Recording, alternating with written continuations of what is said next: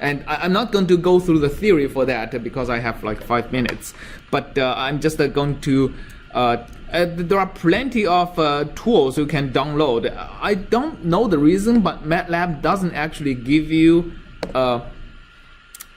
doesn't actually ship with a code of computing Gauss quadratures, but like you can download a lot of Gauss quadrature tools online. So for example, this is one of the things I just grabbed online. It gives you the Gauss quadrature x locations and the weights, right? So for example, if you call LGWT and N and A and B. So let's say I want 1 point from 0 to 1, okay? Well, I think I need to say x and w. So it tells me x should be 0.5, the middle of 0 and 1, right? And weight should be 1. If I call it between -1 and 1, it tells me x should be 0, the weight should be 2.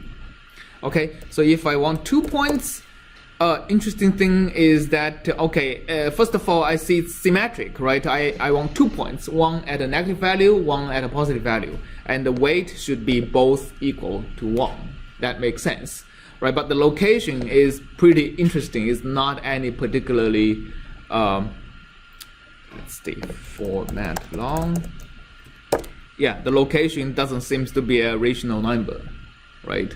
So it turns out to be the root of a particular, the root of a Legendre polynomials, okay?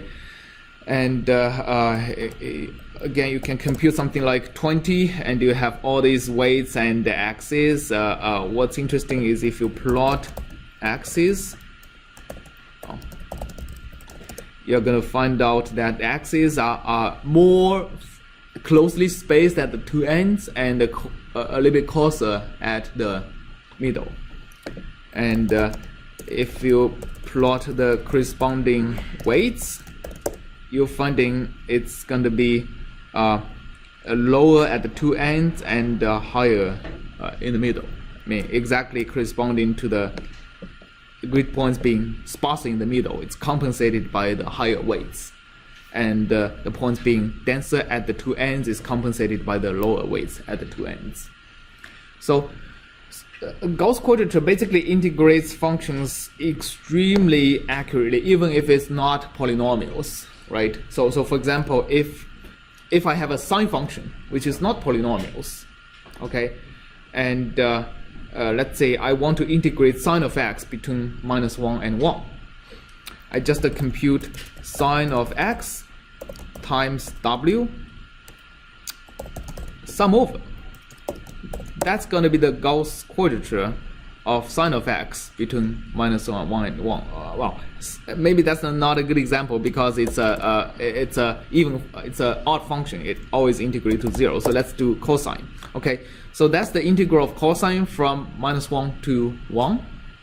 It should actually be equal to, let's compare this with the analytical integral, which is sine of 1 minus sine of -1, right? So it's basically accurate to every digit, right? So I actually don't have to use 20 points. Let's actually try 10 points. This compare, still accurate to every single digit. Let's try 5 points.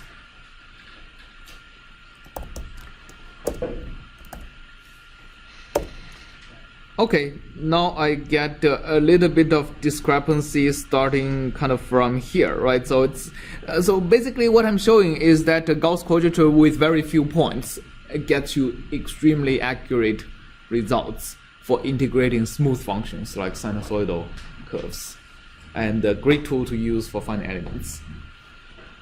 All right, so basically this is what we're going to be talking about on finding elements before we go into the advanced topics. And next class we start to talk about iterative methods for solving linear systems, which come out of either finite element or finite difference or finite volume discretizations, right? What happens if the system gets so large, MATLAB won't be able to solve it with just with a backslash. All right, see you next week.